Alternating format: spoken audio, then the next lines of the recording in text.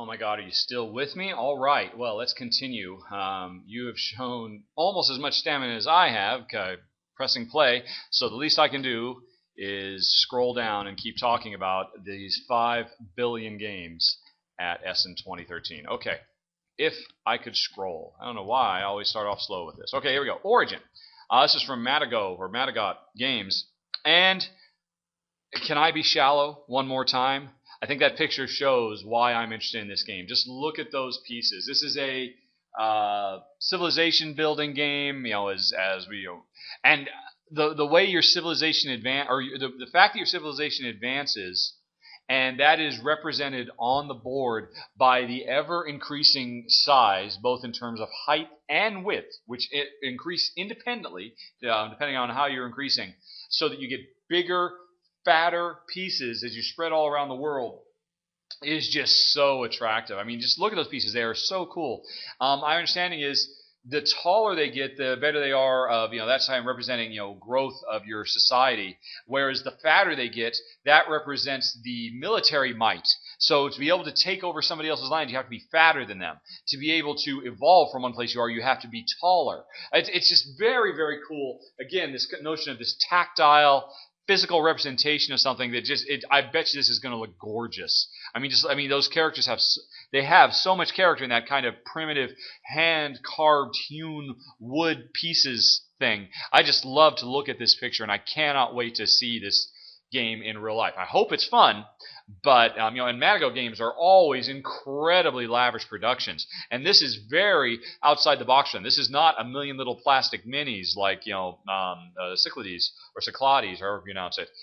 This is something very different and very cool. Looking forward to Origin. Okie doke. Space Sheep.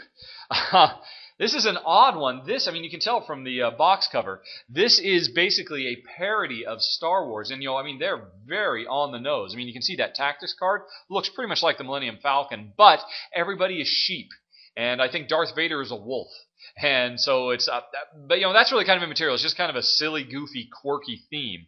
Why I'm really interested in this game is not because of that, but because it is a real-time cooperative game. You can see there's the hourglass there, the sand timer, and it is all about very, very quickly working together to try to, I think, take over systems and use. I don't even know what. I don't care. I love real-time cooperative stuff. Ever since Escape, we've just been gaga for this and are looking for more of it. Now, one thing that's very, very cool about this supports 1 to 8, so that's cool. It can support traders. I don't know if it does with 2. I'd be surprised if it does, but I really kind of hope it does, because I think that would be, and I could imagine a trader working well in a 2-player game when it's real time, when we're both ostensibly trying our best to beat the clock and do whatever it is we need to do this round, but Butterfingers me, I just keep getting confused, and am I just being confused, or am I a trader? How awesome is that? How perfect is that to put trader mechanisms into a real-time cooperative game? Just perfect. I am so stoked for this. I really hope it works well with 2. Even if they have to drop the trader stuff, I'm really excited about this. And then on top of that, it looks like it's to be a very funny, cute, silly game with all the Star Wars sheep stuff of all things. Very strange. All right, the capitals.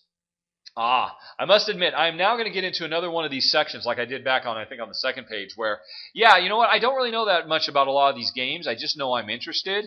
And the reasons these ones rate so much higher than the other ones is because these ones are all of the type of game that I know Jen and I love. We love heavy economic simulations or political simulations. We just love these kinds of heavy Euro-y games. And so you're now going to see, I think, a series of heavy Euro-y games where I can't really say much about them other than, wow, that sounds like a really cool, heavy, serious, heavy economic, Euro game, et cetera, et cetera. The capitals. Hey, that sounds like a really cool, heavy, serious city building game. I like the notion that it is about building cities through multiple eras to finally reach the zenith of their power and influence. That's very, very cool. I like that. But actually, what I like most is when I saw this picture. Hopefully you are hip enough to get that reference, and if not, I guess the sense of humor of this game probably won't matter to you, but Jen and I will get that, and we will love it when we get to play Prescott Pharmaceuticals. I'll see you in hell! Alrighty, capitals. Love the sense of humor. Love that mixed with a heavy city building game that crosses over multiple eras. Sounds great. Brussels, I assume. Brussels, 1893. This is from Pearl. Pearl gets a lot of heat for taking the very brave stance on Troyes and Tournai of having this like really authentic medieval art style, Renaissance art style in their game.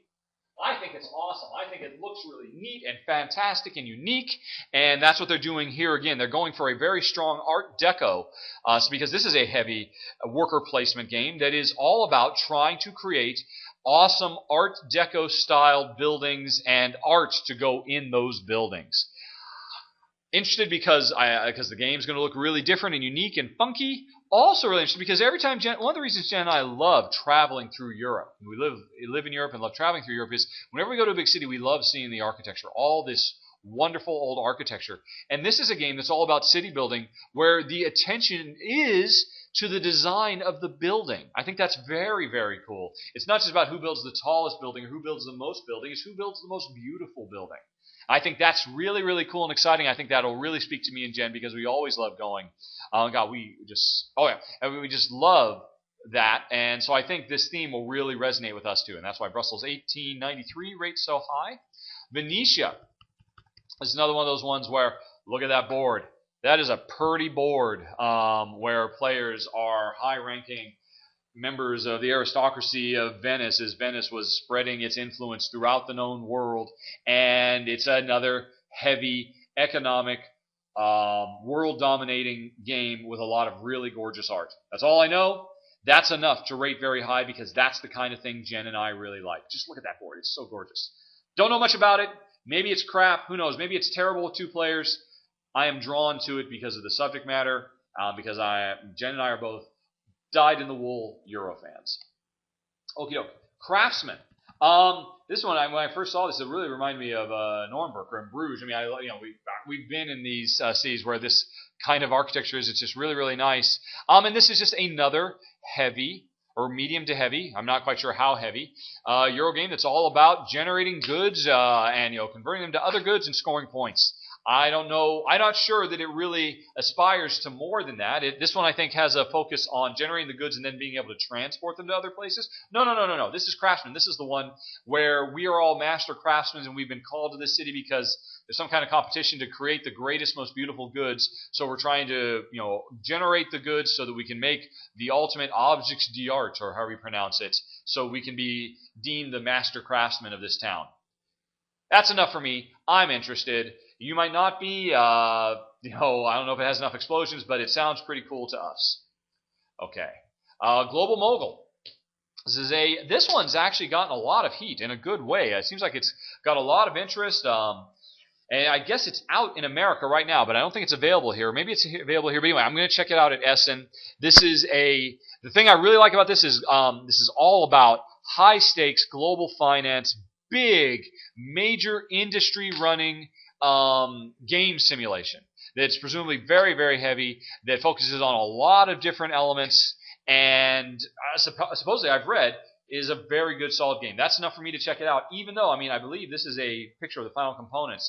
The game itself is very spare and utilitarian in its presentation. They really didn't spend a lot of time on graphic design. But I'm willing to put that aside if the game is heavy and rock solid. So that's why you're interested in Global Mogul. Eunan. Again, a very pretty board, and this one is another heavy Euro simulation. I believe this one is another one of those, the Silk Road games, transporting the goods from the Far East back to the West. I think that's what we're trying. No. This one is all about, this is within the East. This is about the tea dynasties of the East, and basically generating tea and scoring points off of who generates the best tea, and moves them on the road and transports that tea around to the various provinces to score victory points. I'm sure that's going to put some people to sleep, but that's the kind of stuff me and Jen gobble up. It looks very attractive. I don't really know much about the specific mechanics. I'll find out at the show. Okay, Madeira. Let's see. Yeah, actually, Jen and I have been to Madeira. We thought it was actually a very wonderful vacation we had. Apparently, Madeira is Spanish for wood. because or Portuguese for wood, not Spanish. Sorry, we've been there. I know it was off of Portuguese. But anyway, this one is it's named wood in Portuguese because I think it has a big focus on harvesting the wood of this naturally wooded island to be able to use that to build buildings, to build ships, so that the goods, the wine, the Madeira wine that is generated can get shipped back and the island can prosper. That's it. It's just, again, another straightforward, hardcore, presumably mid-weight to heavyweight Euro with a lot of goods conversion. Love it. This is a prototype picture, by the way. Don't know if that's what the final... I mean, the box cover certainly looks pretty. Don't know how pretty the game is. But hey, it's a lot of cubes that we move from one place to the other and convert one cube to another and build. You can see lots of ships there as we ship goods around. That's manna to heaven us. We love that kind of stuff. Okie doke. New Haven. So it looks like a slightly lighter one, but again, it's another straightforward Euro. I took a picture of the tiles instead of the board because the board's a very simple, plain grid. And what you're doing is you have a handful of tiles, and you're trying to lay the right tiles down to expand the area around New Haven to generate the goods that you want. You can see the goods there, stone and wheat and wood and all that stuff, to try to make the most enticing place that colonists will come, because that's how you measure your success. If you make a good enough place that colonists will come and want to set up villages in what you have created, you'll be the winner. In New England, I guess, in colonial New England. That's all I know. That's enough. A tile laying game where you're pattern matching to try to generate the best, most efficient goods possible. Sounds great. New Haven. Okay. I'm going to get through this page really fast because of all these kind of similar. Rockwell. This one is a heavy mining simulation. I just love the gimmick of representing the deeper and deeper drilling by, look, it's the actual Earth. There's the core of the Earth. I don't know that we could actually drill all the way to the planet core in this game, but I don't know. I just really like the presentation. I mean, the visceral nature of it, it's not some kind of abstract notion. It's a circular board that we are drilling our way down into, and you can see what's available at the deeper and deeper levels as we drill down. But this game also has a very heavy economic element. You can see that board up there in the middle represents, I believe, a stock market, an early primitive stock market, where the guys are just holding their tickets saying, buy, sell, as the prices are literally thrown up on the wall. Just love everything about that presentation. Love games that mix, some kind of heavy, goods generation mechanism with a buy and sell market. Always love that. Love it in Gnomes of Zavendor. Love it in Key Market. I suspect we'll love it here, where we got a new twist on it, where it's mining and markets are mixed together. Very excited about Rockwell. Okie doke. Oh, Qashqar. This one I don't know about. The reason I put this one here is because it's from Cosmos. And Cosmos, they put out a lot of really cool games that nobody outside of Germany gets to play, because Cosmos just doesn't give a damn about language dependency. They just print it in German. They'll put all the words they want on it, and they're leaving a lot of money on the table. Because, God, was it Targi? It took forever. It looks like 2 years, I think, for an English version of Targi to come out. And, Jen and I only really recently played it for the first time, the English version put out by Z-Man, I think. Thanks, Z-Man. And it was so fantastic. And I was so bummed that I hadn't been playing it for the last 2 years, because it's such a good game. And Cosmos just didn't want our money. It wouldn't have been too hard for them. To follow the Koljinka example, and there's lots of ways they could address that. And you can look and see that's a lot of text on those cards. And that's going to be all in German. And we're going to have a hard time with it. But I bet you, it looks like a really solid game. Because the mechanism of this game sounds very, very cool.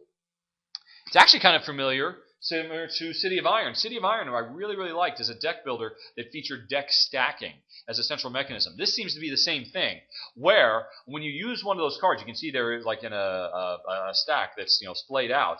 You take one off the top, you use it, it goes back to the bottom, and the description here is actually very specifically called. They say it's open deck building. You're building your deck as you go, because the order you use the cards defines the order you'll get to use the cards later. That is a fantastic feature of City of Iron, and I suspect it would be a fantastic feature here. And so I'm really interested in this game, but my German is nicht so gut at all. Took a fair bit of it in high school, and I met Jen in German German 102 in college, so I'm ever thankful for the German language. But gosh, Cosmos, please start working on language independence. Or I don't know. Anyway, so I'm definitely going to swing by because I'm really interested in this game, and I'm just basically going to look into how hard it would be basically to do paste ups for it. Because I'm so happy I got to play Bruges with the paste ups. Really wish I'd been playing Targi longer with paste ups. I don't know if anybody's ever going to pick this up, and I don't know if I want to wait again. I might go the paste up route. We'll see. Alrighty. Anyway, Metallum, and the next one, King and Assassins. These two games are part of a 3-game bundle you can get from the publisher. I don't remember the name of the publisher. Should have pasted that in here when I was doing this. And it's a shame. The third one, just called End of Atlantis, I think, which is an update of an older game they had published called, and that one looks very good too. But unfortunately, that one is a 3-player game, so I didn't put that on the list because it needs 3 players. But these other 2 games look great. Metallum looks really interesting. Here's why I'm interested in it. This is a game where we're sending automated drilling platforms all across the galaxy to collect rare minerals and whatnot. And that's cool. That's fine. And what's neat is we program these things before we send them out. So it's another one of those kind of robo-rally. Okay, I've got all these cards. How am I going to program my guy, to travel from system to system, and what is he going to do when he gets to the planets and stuff like that? I love that. And unfortunately, robo-rally is not a game Jen and I can play. We recently I did a run-through for a prototype of 404 Law Not Found, which has a simultaneous programming, and we really like it there. It's a great mechanism. Always interested in a 2-player game that supports it. And if I recall correctly, I think this is a 2-player only game. I believe that's true. Only 2 players for this game. And so that means this one was designed from the ground up to have simultaneous programming that works well with 2, which is why I'm super, super stoked for it. But even as much as I'm excited about that one, I'm even more excited about their other game. This one sounds amazing. I maybe should have rated this one higher. King and Assassins. This is an asymmetric game where 1 player, and again, I'm not sure, I think this might be another 2-player only game, or it might support more. I don't remember. But again, I don't care because it supports 2. 1 player is a evil, despotic king who is so awful that the people have taken to the streets and they're milling around, and there's big crowds all over because there's a riot about to break out because people are up in arms about how much they hate the king. And so you can see the grid, those spaces fill up with all kinds of different townsfolk. There's cards for all the townsfolk. And the other player is playing a group of assassins who are trying to kill the king and who are hiding in plain sight amongst all the townfolk. And so the king is the king player is using his knights to move around and control the crowd and try to disperse the crowd. And the assassin player is trying to hide in the crowd and to get into position to assassinate the king. Tell me that does not sound super awesome. That sounds super awesome. If you told me that does not sound super awesome, you can talk to my hand because that sounds super awesome. I'm really stoked. I just heard about this game for the first time the other day.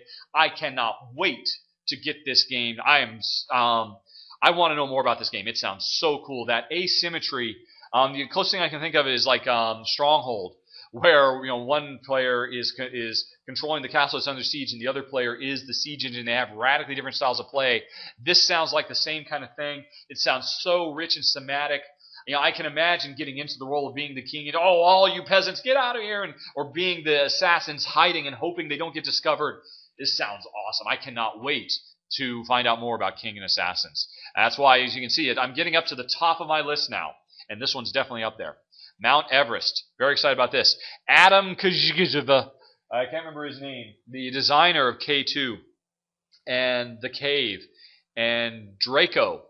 3 very good games that we like a lot, is putting out another one. He's returning to his first, he was a professional mountain climber. He has actually climbed K2. I wouldn't be surprised if he's climbed Mount Everest as well. This is another game. I guess you could consider it a sequel to K2. And K2 fans, you'll probably recognize this is kind of similar to the K2 board, with like how there's like the different zones at the different heights and whatnot. But you'll notice moving around the mountain is different. There's not individual spaces. It looks like there's big spaces you move. Where you do your acclimatization and all that. But here's the thing that it adds. Obviously, it looks like it changes the movement style. I don't know how. I don't care because this is almost sight unseen. I will buy this game because we like his game so much and we love K2. The main wrinkle that this game adds is going up Mount Everest. you're not only just a brave explorer, man against nature. Remember I was talking about man against nature, I think, on the second page. Really like that theme. Not only are that, you are actually a tour guide. Rich tourists are paying you to drag their ass up to the top of Mount Everest. And because that's something that happens in real life, and that's a very cool twist. And now you're not just trying to keep yourself, yourself alive. You've got paying customers too, and the customers vary. The richer they are, the stupider they are. The poorer they are, the better they are at mountaineering. So do you go for like really big whales as clients, but they're much harder to get up to the top without dying. I'm sure this game features just as much death as K2 did. Very, very cool. Love K2. I've loved the expansions. Very excited about Mount Everest. The next in the series, I guess you'd say. Russian railroads. This is actually another one I don't know much about, other than it's about railroads in Russia. And that is a very cool, enticing-looking board. I really like the look of that. But the main thing, I don't know much about the mechanics because there really isn't that much to say about it. As you can see, that's the description that's on Board Game Geek. Was that 2 sentences?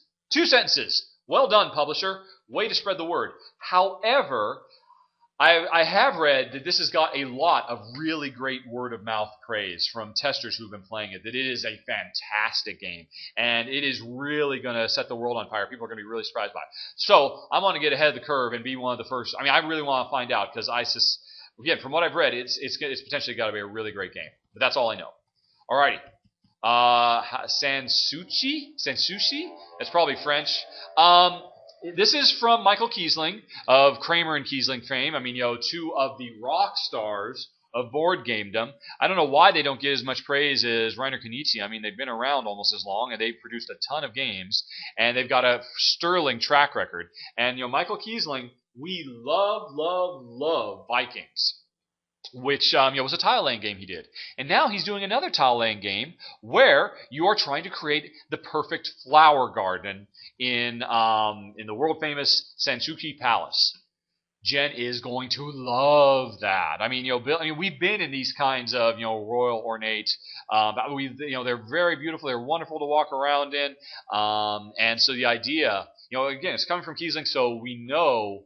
I guess actually I'm getting into the section of this list now where it's less about the game and it's more about the people who made the game. It's more about the designers or the publishers that I trust because of their track record, that I don't even mind. I don't even care that much about what the game is just because of who's working on it. And that's why this is rated this high, because Kiesling, because Vikings, one of the all-time greats. This looks like very excited about it. Okay. Next up. Archon. This one, well, it's beautiful. This one is the latest from Artipia Games, and Artipia is on fire. They've had a very good year. Briefcase didn't really get much critical attention, but it's a great game. Really like it a lot. Really great twist on deck building. The first deck builder that introduced resource gathering. Great game. So that was good. Drum roll. It was a very solid, heavy economic game. Really and beautiful, lovely, beautiful game. Then they put out Among the Stars, which is a fantastic game. Really rock solid. And now Archon, Glory and Machination is their next big title. It's already finished on Kickstarter, so I guess at Essen they're going to be rolling it out. The art for this game is second to none. It's absolutely gorgeous. The character art is very stylized. This is actually, again, I've done a run-through, I mentioned on the first video, for Shadows over the Empire. This is kind of a prequel to that because they're both set in the same universe. They both are done by the same artist. And Shadows of the Empire was gorgeous. I know this is going to be gorgeous. And I'm fairly confident that the gameplay is going to be great too because so far Artipia has not let me down. They have had very good taste. It seems like the Greeks know their board games. There's some really fantastic stuff coming out of. I've actually done more about that in an upcoming video. But anyway. Archon versus Glory, or Glory and Machination. Very interested in this one, based on Artipia's track record to date. Okay, going on. Oh, speaking of designers, this is from Mr. Scott Nicholson, who I doubt he's watching this, but Mr. Scott Nicholson, let me say a very reverent thank you for blazing the trail for what I'm doing now with the whole board game video podcast review thing. You blaze a trail. None of us would be doing it if it weren't for you. You taught me Agricola. You taught it to me so well. Thank you so much, Professor. Scott Nicholson, everybody. Big round of applause. Okay, Going, Gone is his second game. I didn't ever play the first one because it was a 3-player minimum game. And I don't know. I think that I wonder if this one should be, but it says it should be for 2 players, and I'm super stoked to try it. It is a real-time auction game. Real time. No, okay, well, let me think for 5 minutes while I figure out. No, you're bidding now, and I'm outbidding you now, and everybody's bidding. The way it works is you can see in this picture, there's a bunch of cups, and each one of those cups represents an auction that is going on simultaneously. There are 5 auctions going on at once. I guess maybe there's fewer auctions with less people. I don't know. I don't know how any of that stuff works. But you are bidding and by throwing in cubes. And I guess it's not a precise science because I saw somebody threw some more cubes. I better throw some more cubes myself because I don't want to lose that. But it's all going on in real time while one player, in addition to bidding, is also the auction master. This sounds awesome. I cannot wait to try this. I hope it works with 2. I suspect it might be something that's really going to succeed better with more players. But oh man, if this works with 2, forget about it. But Scott Nicholson, thank you again for everything you've done. Can't wait to try your latest game. This seems so clever and innovative. Can't wait to try it. Going, Gone. Okay, Lewis and Clark. Let's see. This one is just real pretty. It is so gorgeous, and there's one mechanism in here that makes me want it. It's one of our absolute favorite mechanisms. You see it in San Juan. You see it in Race for the Galaxy. You see it in a lot of games. It is the mechanism where, I've got these cards, and I really want to play this card, but to play it, I must sacrifice this card. And this card, I really want to play this card. And that is easily one of the best, if maybe the best board game mechanism there is for creating tension and exciting decision making. And this game makes such a big deal out of it. They call it out as like they're saying. I mean, most people, most games do. We happen to have it, but they actually give it a term: hand building mechanism that fits strongly in the historical background. The fact that they're making such a big deal that is their central mechanism means they probably put a lot of thought into it, and which is why I'm very excited because it's one of my favorite mechanisms. Sometimes in some games it really doesn't make that much of a difference. It's not that hard a choice, but when it is a hard choice, gosh, those are the best games. And so I'm really excited about Lewis and Clark. Castaways. I've done a run-through for this game's big competition, Robinson Crusoe, and really respected that game. Thought it was very, very cool, but ultimately traded it away for 2 reasons. One, it was a pure co-op, and Jen felt it was just too harsh and unrelenting. We generally prefer our co-ops to have kind of like an ebb and flow, like Matt Leacock's work. Where, hey, things are going well for a while. Oh my gosh, now they're going really bad. Hey, they're going well. We can take a breather and regroup, and now they're going bad again. Jen generally hates the co-op style where it's just things go from bad to worse to awful to, oh my god, we're going to die. She, that kind of progressive slope. Jen prefers more of a roller coaster. And so that she didn't like, she had a problem with Robinson Crusoe because of that. My main problem with Robinson Crusoe was it was so focused on storytelling that it did suffer a little bit from the, we can make all the plans we want in the world, but at the end of the day, let's just draw a card and see what happens and see if it worked out. Oh my gosh, there's no way we could have anticipated that would happen. Okay, now we have a new thing to work. And even though it was brilliantly done, and a lot of people love it, those are why we did. And so ever since then, I've been really excited about Castaways. It's taken forever to get here, even though it's been available in other languages for a long time. And I guess it's out now, but again, I won't be seeing it until Essen. I'm sure there'll be a big push for it at Essen. This one also, I fear, might have too much of a focus on storytelling, where the storytelling is more important. The story that the game tells is more important than the story is created by the players. To me, that is the more important story than the story that can be told by a random combination of story cards. Now, I like that stuff too, but only in a lighter game, I guess. In a heavier game, I don't want to see that stuff. I want to see it more about the player story instead of the game story. But anyway, Castaways, it might have that. It is a semi-co-op game as well, where there's only one winner, but we all have to work together to survive on this desert island. But only one of us will be the best at it. And I have mixed feelings about that. I think there is one semi-co-op game that we played that we love and is absolutely amazing, CO2. And so far, nobody has paid attention to why CO2 cracked the semi-co-op code. Here's the way CO2 does semi-co-op that everybody should do, and nobody does. CO2 is first and foremost a competitive game. It's a straight up economic simulation. We're competing all the time. But then every once in a while, the circumstances of the game, because of our competition creates circumstances in the game. Again, it's driven by us. It's not driven by some story card.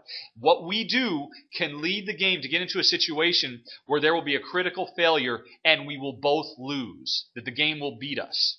And so then all of a sudden we have to put our competition, our competitive nature aside and briefly work together to overcome the crisis. But while we're doing it, we can still also try to do it to our own benefit and try not to give our opponent too much. And we have to negotiate and find a way that, okay, we'll both sacrifice to overcome this, and then tomorrow we can go back to competing. That's what CO2 does, and it is brilliant, and nobody else does that. Every other semi-co-op does one of two things. Or actually, no, and I fear it's what Castaways will do as well. It's predominantly a co-op game. This is what everybody does. It's a co-op game through and through. We're always supposed to work together. But in the back of our minds, while we're always working together at all times, I'm trying to get just a little bit more than you, so at the end of the game, I have a little bit more. That, I think, is not the way to do semi-co-op. That is a poor way to do it. And it is because of that everybody says, yeah, I don't like semi-co-op. Semi-co-op sucks, blah, blah, blah. And you have games like Lord of the Rings, the Dice Builder, which I thought was a very clever game. But people are constantly saying, oh, I hate the semi-co-op. So they're trying to take it out, and then it breaks the game. That is because that is the wrong way to do semi-co-op. Making a semi-co-op mostly about the co-op and only occasionally about the semi is wrong. Make it mostly competition and only co-op occasionally, and you will have a winner. I hope that's what Castaways does. I have no idea if that's the case or not. But anyway, sorry, that was a slight... Maybe I should start doing opinion podcasts, because that would be a sneak preview of me ranting about a board game. That's how semi-co-op should be done, publishers of the world. Get to it. Anyway, though, Castaways, hopefully it's cool. Looking forward to it. Love the theme. Castaways. Okay, next up. Page down. Citrus. Okay, this is another one of those ones. I don't know much about this game. I don't care to because I love the designer. Jeffrey Allers, who has collaborated in the past with Bernd Eisenstein. I love both those guys. I love Alia Octa S. I love New Amsterdam. And this is Jeffrey's latest, Citrus. I love the theme. Basically trying to grow citrus orchards. I love just immediately you'll know what the pressure is. It's all about, okay, the pressure of should I harvest or should I expand? Harvest, expand. I need to do both. Which one should I do? What's the best time? Jeffrey has knocked it out of the park every game I've played of his. I'm excited for this. Can't wait to see more. Citrus. Okay. Pasha. Here's another one that's all about the pedigree of the designer. What's his name? Stefan Dora. This is another one from him. Now, I've never played it because it's a 3-player game, but a lot of people love For Sale. That was his. It's a classic. But we loved Pergamon, and we loved Milestones, both from him, two of his more recent games. We thought they were both fantastic games. Both had a really central mechanism that was so clever, and everything built out of that organically and made for fun, tense decision making. Both those games were fantastic. Love them both. And so he gets a pass. He puts a game out, I'm there. He's putting Pasha out. It's a straight up Yahtzee dice roller. I don't know. I don't care. Stefan Dora has published it or designed it. Where's the line? I'll go stand and wait. Okay, that's Pasha. I should say more about it, but I've not paid attention. Oh, Stefan Dora? Done. Rudice? Yeah, okay, good. Palmira, here's the other half of that dynamic duo. Bernd Eisenstein. We love Peloponnese. PAX was fantastic. Bernd has not let us down so far, and so I have already, this is one of the few games that I have currently already pre-ordered for Essen. I love Bernd because he's just a little one-man shop putting these games out himself. He's not looking for Kickstarter or Indiegogo money. He's just doing it, putting out games. They're great. I believe he should be supported. He hasn't let me down. Everything he does is fantastic, at least so far. Hopefully Palmira won't change that. It's a tile-laying game. I can't read any of this that's from the back of the box. Is any of it? Oh, wait, no. From the oasis city of Palmira, part of the 1st century Roman province, Caesar wants to expand his sphere of influence. I don't care. Bernd, you've got my money. I've already given it to you. See you at the show. Looking forward to meeting you. Really like your games. Okay. Another pedigree game. Mauna Kea. This is from Tuco Tucalia, the designer of Eclipse, which that should get the attention of a lot of you. I personally couldn't care less because Eclipse is not Jens and my kind of game. If you would have dropped one of the X, if you would drop the, what are the 4 X's? Explore, Expand, Exploit, and Exterminate. If you would drop the Exterminate from that game, we'd love it. Exterminate kills it for us. We don't want to blow each other up. So I'm not excited about this because Tuco did Eclipse, even though I appreciate Eclipse. Eclipse is a great game. It's very smart. It takes takes a lot of really great mechanisms, pulls them together in a really great, satisfying way. Just not our cup of tea. I'm excited about this because Jen and I love Walnut Grove. Walnut Grove is a sweetheart of a game. It should have gotten so much more attention. It is literally Little House on the Prairie, the board game, and it is so sweet and so lovable and so tight. It is such a smart Euro game, and it is so good. Mauna Kea, which is a game, I do know a little bit about this one. You can see it starts out, there's a volcano, it's exploding, we got to get all our people off.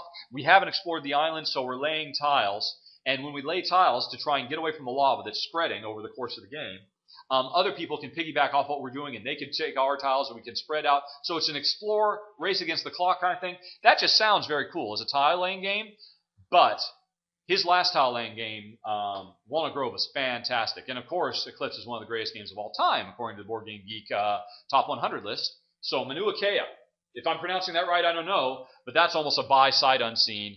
Looking forward to it. And I believe, yep, that was the end. One more page, folks! We are almost done. Can you believe it? Okay, enough dancing around it. Let's do the 5, 4, 3. Oh, I got to hit F. 2, 1. See you soon.